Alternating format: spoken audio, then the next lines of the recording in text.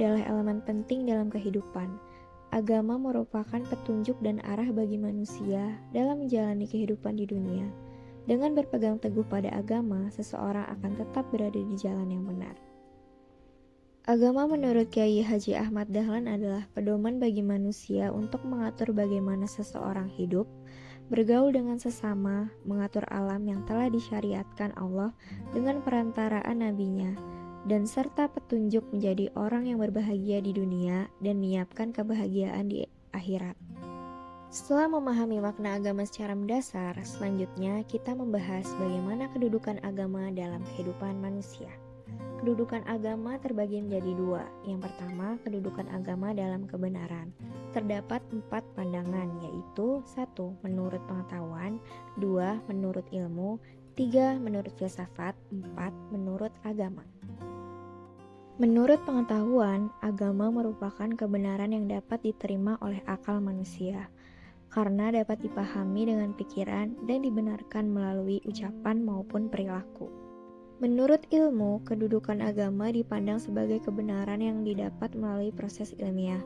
Proses ini meliputi perumusan masalah, observasi atau penelitian, hipotesis, eksperimen atau evaluasi, dan kesimpulan. Jika hasilnya benar, maka teori tersebut dibenarkan oleh ilmu. Menurut filsafat, kedudukan agama dipandang sebagai kebenaran yang dapat diterima oleh akal manusia atau logika, dan didukung oleh dalil nakli atau wahyu atau ajaran agama, serta dalil akli, akal atau pemikiran rasional.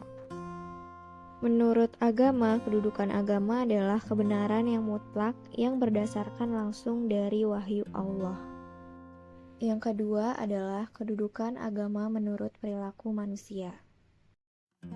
Kedudukan agama dalam perilaku manusia terletak pada hati dan akal.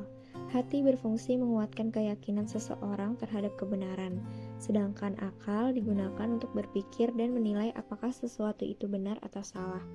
Karena hati manusia mudah berubah, maka hati harus disertai dengan agama, dan akal harus disertai dengan ilmu pengetahuan. Seperti pepatah yang mengatakan, agama tanpa ilmu seperti orang buta, dan ilmu tanpa agama seperti orang lumpuh.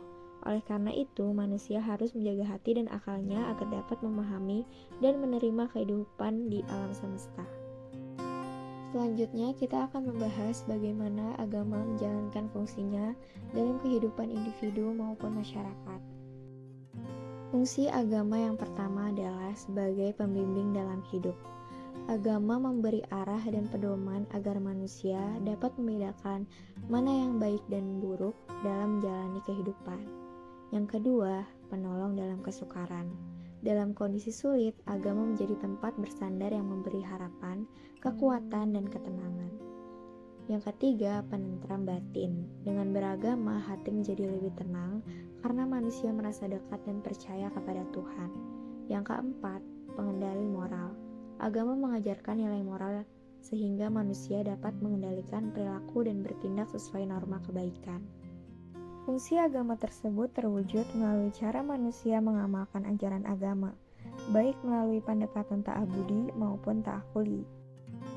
Ibadah dilihat dari segi jenisnya, terbagi menjadi dua, yaitu ta'abudi dan ta'akuli. Ta'abudi adalah ibadah yang tidak ada alasannya kenapa dilakukan, seperti sholat maghrib yang dikerjakan dengan 3 rakaat, karena hal itu sudah ketetapan dari Allah bahwa sholat maghrib dilaksanakan 3 rakaat.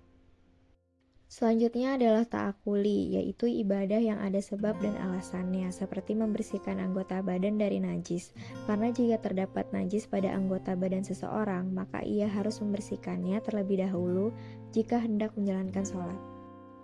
Selanjutnya, kita membahas nilai-nilai keagamaan yang diterapkan dalam lingkungan pendidikan, keluarga, dan pekerjaan.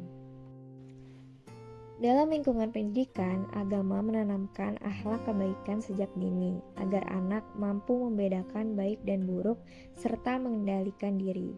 Dalam lingkungan keluarga, orang tua berperan menumbuhkan potensi fitrah anak dengan menanamkan nilai iman, akhlak mulia, dan ibadah seperti sholat dan puasa. Sementara di lingkungan pekerjaan, nilai agama tercermin melalui etos kerja yang baik, seperti rajin, disiplin, jujur, dan bertanggung jawab. Dengan menerapkan nilai-nilai keagamaan tersebut, tercipta pribadi yang berakhlak dan kehidupan yang harmonis. Lalu selanjutnya adalah praktik keberagamaan yang memberikan dampak nyata bagi individu dan masyarakat. Dalam Islam, praktik agama meliputi ibadah seperti sholat, puasa, zakat, dan membaca Al-Quran. Keberagamaan ini berdampak pada kehidupan sehari-hari, termasuk dalam pendidikan sebagai pedoman perilaku, dalam politik sebagai dasar bersikap jujur dan adil, serta dalam ekonomi sebagai acuan pengelolaan keuangan yang benar. Dengan demikian, agama menjadi pedoman dalam seluruh aspek kehidupan.